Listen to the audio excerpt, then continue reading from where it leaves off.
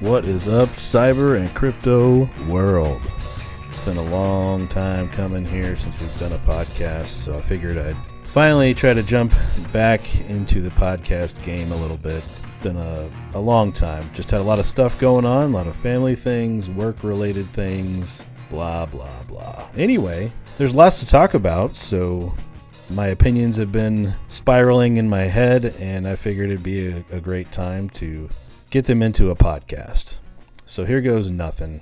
First and foremost, have to get all the fun stuff out of the way, saying that all of these opinions in this podcast are solely my opinions and do not reflect the opinions of my employer. If you want to follow me on Twitter, I'm at CyberCryptoGuy. You can follow me there. I post a bunch of stuff there as well. Anyway, a couple of big things that came up here in the news. Microsoft announced this new quote-unquote feature called Recall.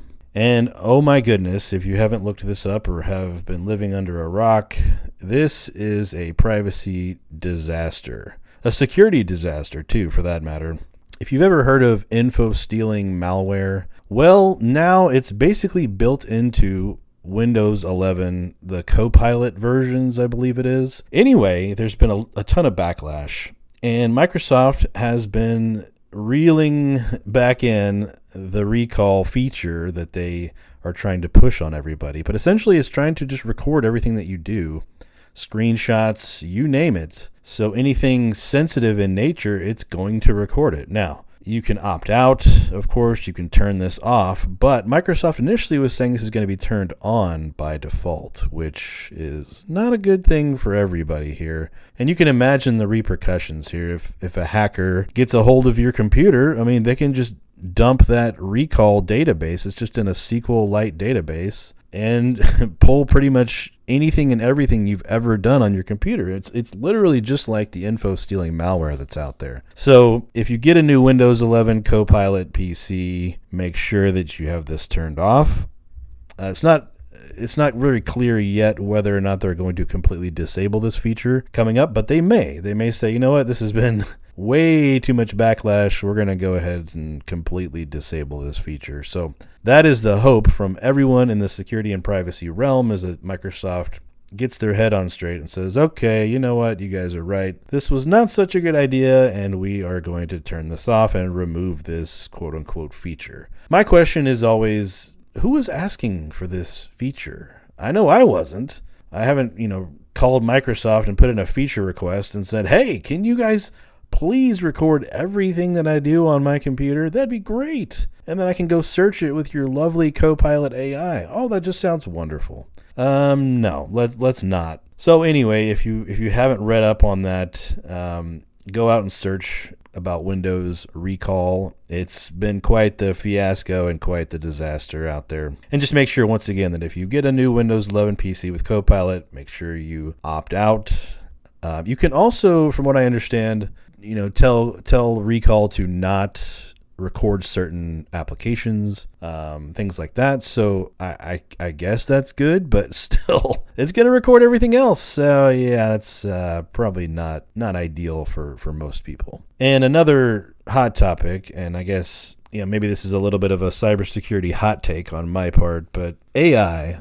All the buzz around AI. My big question is everybody asking for AI? Are we calling all these companies and saying, oh, guys, we really need more AI in our lives? Oh, my gosh. It really feels like AI is just being forced down our throats, whether we like it or not. Now your phone's got AI. Now your computer has AI. Everything's AI, and it is insane. And if you've been in the cybersecurity world, you know this buzzword AI and ML have been around for probably, 15 years at least. And the AI and ML that we've been using for all this time has not been very great. So all the buzz around AI and how great it's going to be and how amazing it is and all this stuff. But are we really clamoring and asking all these huge corporations for more AI? No, we're not. Everyone that I talk to says that AI pisses them off more than anything. So they would rather just do without it. And I'm in the same boat. I don't need the AI. To me, it doesn't really help all that much. It summarizes data. Okay, cool. It can help you write some code. Okay, cool. Well, those are similar things that you can do with, you can Google something and find some articles. Sure, it won't summarize the data, but also, too, you have to think about when it's summarizing this data for you, is it summarizing the data that you want? Is the data accurate? Is the data correct? You don't know because it's just summarizing whatever's on the internet. And of course, we know the internet never lies, right? So, yeah, be careful with the AI search functions. Facebook has their Meta AI search now. They've replaced the little search magnifying glass with the AI icon now in their application. And it's just kind of being forced upon us.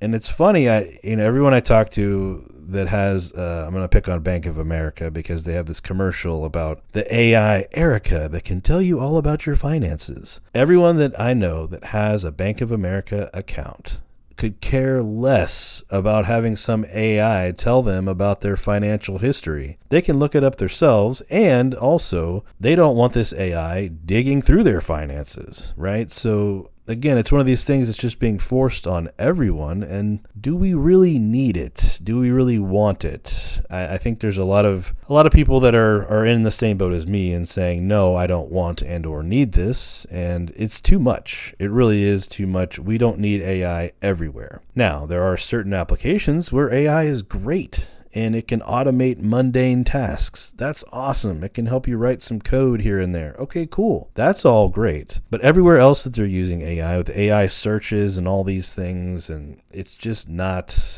the greatest experience. Plus, all it's doing is regurgitating internet content, so it's a glorified Google search that summarizes what it finds on the internet. So sure, there's more to it than that. I get it, but ultimately, most people in their day-to-day lives don't need the AI and don't use the AI and could care less, really. But it looks like we don't have a choice. Our AI overlords will soon be taking over the world. And I think the other funny thing is that everyone's like, oh my gosh, AI is going to take all these jobs and it's going to, put everyone out of work. And okay, yeah, maybe, but man, we are so far away from that.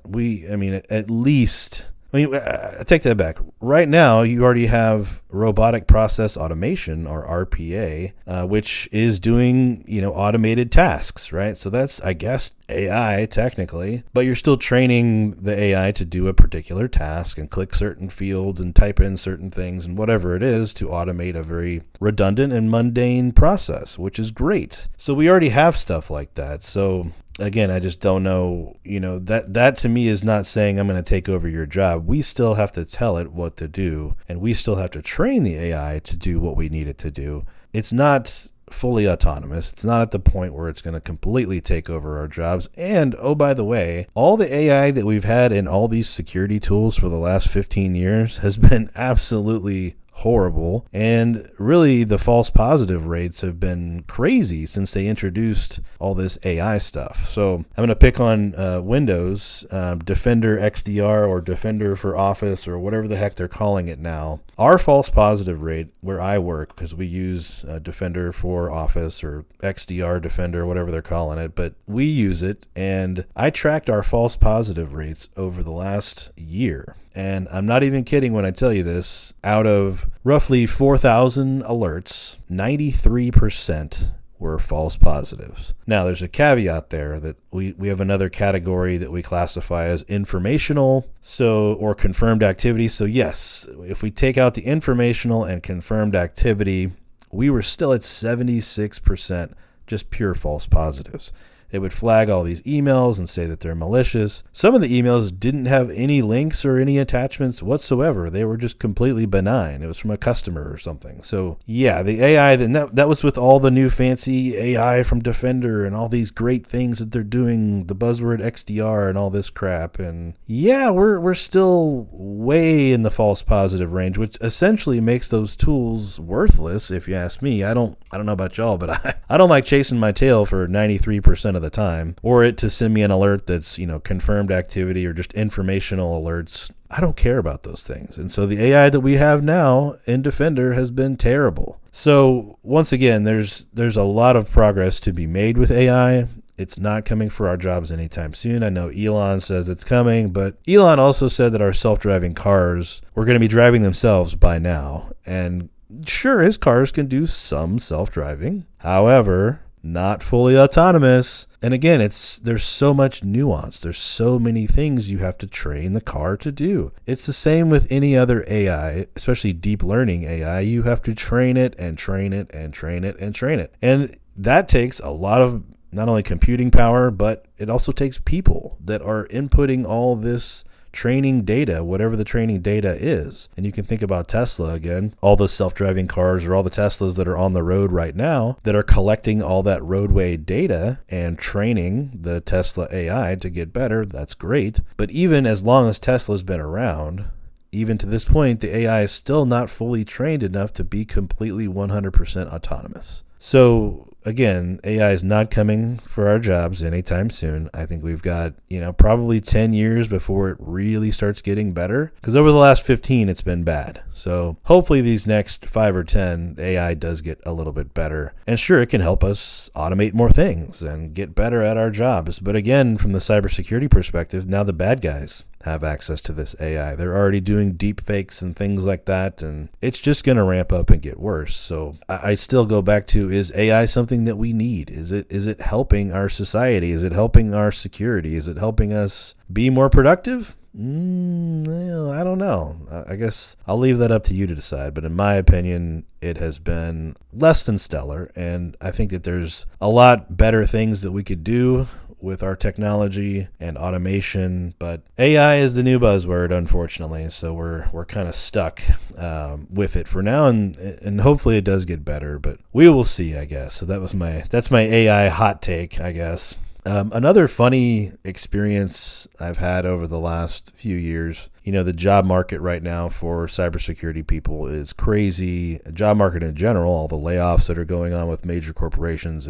it's been really rough. And all the people that got laid off are now looking for jobs. And so the cybersecurity space has been very much clogged. And I was also kind of in the job hunting boat myself. And I interviewed with a CISO of a life insurance company. I'm not going to say any names, but let's just say that the interview I thought went really well. He was a super nice guy. Didn't seem to have much of an ego, which was surprising for a CISO. So it was very refreshing, and I thought he was a really nice guy. I thought we got along really well. I thought I would have been a very good culture fit based on, his personality, all those kinds of things. And during the interview, he asked me how I would evaluate a cybersecurity program. And so I was assuming that he was talking about the cybersecurity program that he has already established at that life insurance company. So I went on to say, well, I would look at your policies. I would look at what tools we have. I would look at the infrastructure, what systems do we use, what operating systems, what software, and try to find any gaps or any holes or any weaknesses in the current tools and processes and people, process, technology, that whole thing. And he stopped me and he said, next time somebody asks you that question, make sure you say the word risk. And I kind of had this bad feeling as soon as he stopped me to tell me that the interview was pretty much over and that I wouldn't be getting that job. Well, come to find out, I did not get that job, of course, because I didn't answer one question just the way that he wanted me to answer it. And this is unfortunate, and I think it's happening across the board based on what I see on LinkedIn, that, if you're not perfect in an interview, guess what? They're not going to hire you, which to me is crazy. And we really just have to, at some point, give people a chance. Just because they didn't think about something the same way that you think about it is actually probably a good thing. You don't want everybody thinking the same way about everything, because then there's no outside the box thinking, right? So if we all think the exact same about every little thing, we're going to miss a whole bunch. There's no diversity of opinion there. So, if you're a hiring manager out there and somebody doesn't answer a question just the way you want them to, that's not necessarily a bad thing. So, try not to grade them on, they should have answered it this way or whatever it is. Now, if they have zero, IT knowledge in general or cybersecurity knowledge, if you ask them some basic cybersecurity questions and they can't answer those questions at all, that's a different story, of course. But really, I hope that people look at personalities. I hope people look at culture fit more than, a 30-minute interview that, the person you're interviewing is going to be nervous. They're going to hope that they're saying the right things about every little thing. And of course, if you don't say that right thing, just like I experienced, guess what? You don't get the job. So it's unfortunate. And what's also quite unfortunate is the feedback that he gave the recruiter when the interview was over. And that to me was very demoralizing what he said. He said that based on recent circumstances that I didn't have any relevant work or relevant experience. And to me, that was just very demoralizing. I've been doing IT stuff since 2005. So, you're telling me 19 years in IT, 11 of those are in cyber, and I don't have any relevant work or relevant experience because of my job situation, which was in flux at the time. Okay. But again, it goes back to me not answering the question just the way that he wanted me to. I didn't use the word risk. Which takes me to my next cybersecurity hot take about risk. And he wanted me to talk about or ask, well, what's the risk to the business? What's the business specific risks? And to an extent, I understand that cybersecurity is about risk. I do get that. And that's how it's communicated to the executives, basically. It's all about risk to executives. It's not about anything else. And the only thing that they understand about it is the risk. So I get that side of it. But if you zoom out, if you take a very, very, very high level view of risk and any, medium to large size business, guess what? We all have the exact same cybersecurity risks. It's the exact same. It doesn't matter if you're in the financial services industry. It doesn't matter if you're in manufacturing. It doesn't matter if you're in hospitality. We all have the same cyber risks. Sure, you may have more financial risk than someone else because, you're a bank or whatever. Great. But every business still has financial risk, right? So if you zoom out again and just look at it from that perspective, does the risk to the business really matter when you're still going to be implementing the same security tools, the same security methodologies, all those kinds of things? It's least privilege, right? It's zero trust, it's things like that are identity-based access controls, right? Or IAM. And you're gonna solve these problems with multi-factor and endpoint controls, and endpoint security, and CASBs and email filtering. But guess what? Every company uses those same tools, and every company is trying to do least privilege, and every company is trying to do identity-based access controls and zero trust and all these things. So, and by the way, too, not only is every company trying to do that, every company needs these controls. So just because you're a bank doesn't mean that you need some special thing that nobody else does. Everyone needs the same basic controls and the same basic methodologies. And that's why I go back to like the NIST framework, right? That's a great framework. And that's a great thing to follow, right? But you can take the framework and then call that risk, right? So I just think that it gets kind of muddied when people are so overly hyper-focused on these little minute details of every single risk that you can possibly think of.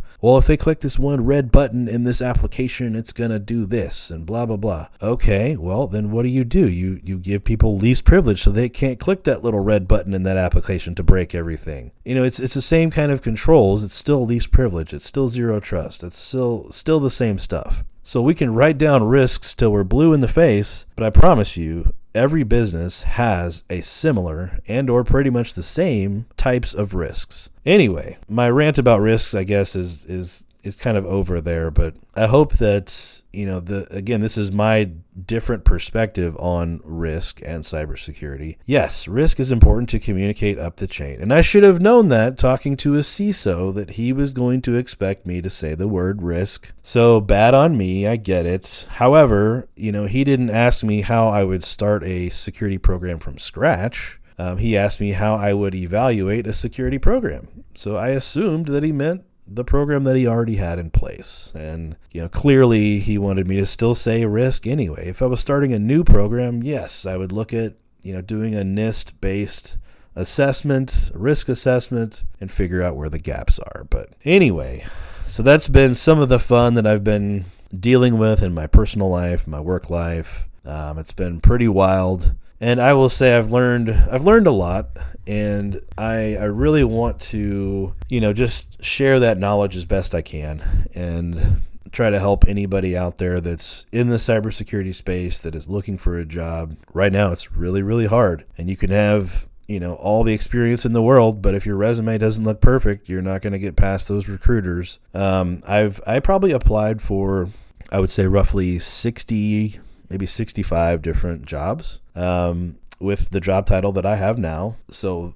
60 or 65 applications. I had one company out of those 60 or 65 actually interview me. The other one I had to go through a recruiter, which was the one I was just talking about with the CISO at the life insurance company. And otherwise, I got rejection letters from everyone. And, I have certifications galore. I've got a bachelor's degree in InfoSec. I've got 19 years of experience. But again, I guess that's just not enough still somehow. And it's interesting, too, to see some of these job postings. I saw one the other day that really made me chuckle because they wanted somebody who had, I believe it was like 10 years of programming experience and then 15 years of cybersecurity experience. So it's like, wait, what? You want somebody who was a programmer that switched into cybersecurity? And it just, some of the things that they're asking for are pretty wild. And, and then the salaries that they want to pay for someone who has 25 years of experience, they were paying, $120,000 a year. Well,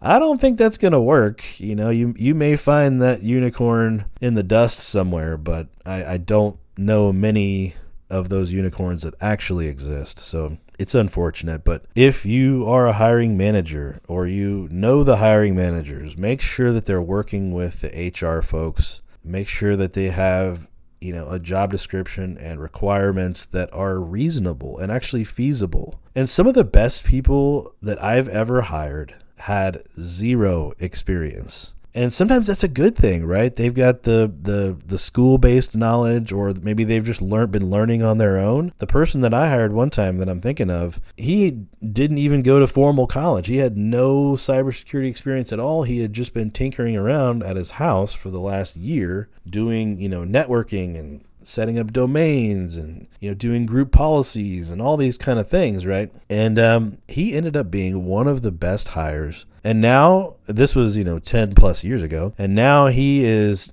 thriving and just doing amazing in the cybersecurity space. He just got his master's degree in cybersecurity, which is even more than I have. So, sometimes those people don't have any experience and they're the best ones, and you can actually teach them the way that you like to do things. And, that's oftentimes, hey, that your business has a certain process. So we have to do things a certain way. Well, you can teach those people with no experience that very specific way that your company does things. And sometimes that's a good thing. But we look at, you got to have 5 years of experience for an entry-level job. It's like, yeah, that doesn't make any sense. So again, if you know hiring managers, if you talk to hiring managers, make sure that they're working with HR to put something reasonable out there. And, the other troubling thing that I've seen when I was applying for jobs is every job on LinkedIn had 100 plus applicants. So as you can imagine, that is, a tremendous amount of people applying for a single job. And this was, literally on every single posting that I saw was 100 plus applicants. So it's very troublesome to see that kind of thing, especially when they say, there's this big cybersecurity skills gap and, there's a big shortage of cybersecurity people and all these things. But here we are with hundreds of people applying for, a single job. Whereas, 5 to 8 years ago, you might be one of 20, right? Your odds were much better. And by the way, LinkedIn doesn't show you, anything other than 100 plus. So it could be 500 people that are applying to these jobs. Like, who knows, right? I did actually reach out to a job that declined me just to kind of see what was going on. And they said that they had over 800 applicants for this one job. Like, oh my God, cybersecurity skills shortage? Really? I don't think that there is. I think it goes back to we are still, looking for this unicorn and looking for someone with 25 years of experience who used to be a programmer or used to be this and used to be that and now has done 15 years of cybersecurity and has managed, 5 or more people for that entire 15 years and has every certification under the sun and a doctorate and all these things. It's really absurd to look at it. And, again, sometimes some of the best people have no experience at all, right? And they're hungry. So if you look at their culture fit, and are they willing to learn? Are they willing to, be vulnerable and be wrong? And they're okay with that. And they can learn and get better and grow. Those are the people that you want. You want those people that are hungry. You don't want the magical unicorn with wings that you're probably never going to find. So anyway, those are my couple of my hot takes, I guess, my cybersecurity hot takes. And, I've always talked about crypto on my podcast as well. And I can tell you that I've been watching, of course, all the markets, and these meme coins out there right now are quite crazy. The fact that they can get, $50 million market caps in a matter of days is just crazy. But that's what's happening right now. It's just wild out there in the crypto space. And we're going to keep seeing this, I think, where people are just buying crypto just because it's a meme coin of Pepe or whatever it is. And it's funny. And I've said it kind of all along, too, that most of these have zero utility and people are just buying them because it's funny. So, yeah, it's pretty wild out there in the cryptoverse. But Bitcoin is still floating right around 70,000. That's a pretty staggering number considering when I first started doing this podcast, it was, less than 20,000. I can't even remember what it was. It was probably, 10 to 12,000. And now it's up in the 70 range. So it's pretty wild. But I'm still waiting for the bull run. So we had the halving that happened in, I guess that was March or April. I can't remember which now. But usually when the Bitcoin halving happens, there's a massive bull run. And so far we have not seen that happen yet. So it's interesting that the trend on Bitcoin has actually changed. And I mean, maybe it's still coming. That could be the case. So we will see. But as of right now, it's holding very steady at 69 or 70,000. Of course, it has dipped down to as low as 60,000 in the last month. And in the last year, if you can think about this, a year ago today, we were sitting right around $25,000 for one Bitcoin. Yeah, now it's at 70. Like, holy smokes, man. It's just wild to see. And Ethereum's also doing quite well. It's floating right around 3,600. Of course, it's dipped a little and gone back up a little, but it's doing quite well as well. And it's gone down as low as 2,800 in the last month, and again as high as 3,900. But it kind of floats, 35, 3,600 here lately. But also with Ethereum, a year ago today, you're talking it was right around $1,500, and now it's at 3,600. So it's just wild to see things holding so steadily here. So I'm still expecting a bull run of some sort, and I do think, this is again not financial advice, but my opinion is I think that we will probably get close to 90,000, maybe even 100,000 if this bull run actually happens. I mean, it could blow way past that, but I'm thinking 90 or 100 is probably where it's going to get to. I know some people are predicting 120, 150. Of course, nobody really knows, but